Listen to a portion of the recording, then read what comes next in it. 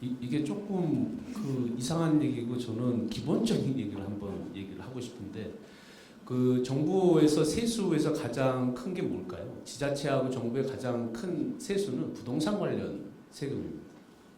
근데 만약에 아까도 질문하신 것처럼 그 뭐 목동으로 이사를 오거나 거주하는 걸 막아놓고 또 관련돼 있는 분들이 뭔가를 부동산을 파는 걸 막아놓게 되고 결국에는 나중에 가서는 이거를 토지 공개념으로 해서 한다?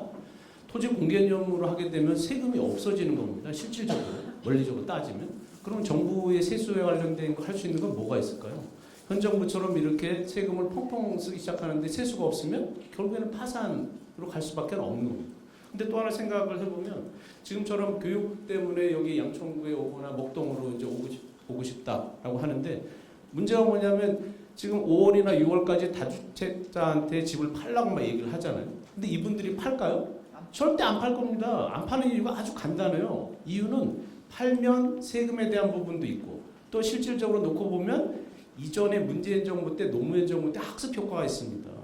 2년 3년만 버티면 그 이후에 관련돼 있는 게 본인의 재산이 증시에 지금 상상하는 2배보다 3배, 4배 올라가는데 왜 그걸 팔겠습니까? 난 버티겠다 3년 동안. 그렇게 해버리면 지금 정부에서 할 수 있는 거는 별로 없어요. 자, 한번 생각을 해보세요.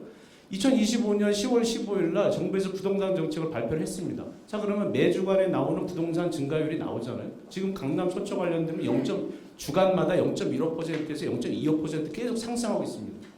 정부에 있는 이재명 대통령이나 관련된 국토부 장관이 사과한 거 보셨습니까? 본인들이 정책을 만들었는데 효과가 안 나타나는 거예요, 지금. 그럼 거기에 대해서 잘못한 걸 인정을 하고 어떻게 할지에 대한 얘기를 해야 되는데 지금 보면 다주택자를 팔아라? 아니, 이건 거꾸로 가는 겁니다.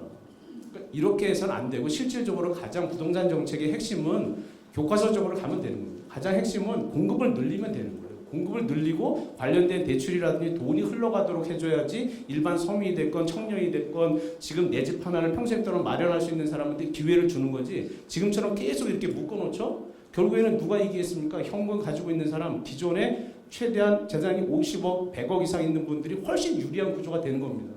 거기 서민이 어디 있어요? 이 정부가 과연 서민 정부일까요? 제가 장담하는데 3년 후에 5년 후에 양극화 관련된 지표를 계산을 해서 부동산 관련된 가격 차이로 계산을 해보세요. 5배에서 10배 이상 증가해서 차이가 격차가 더 벌어져 있을 겁니다. 이런 식의 관련된 현실을 제대로 좀 알아야 된다.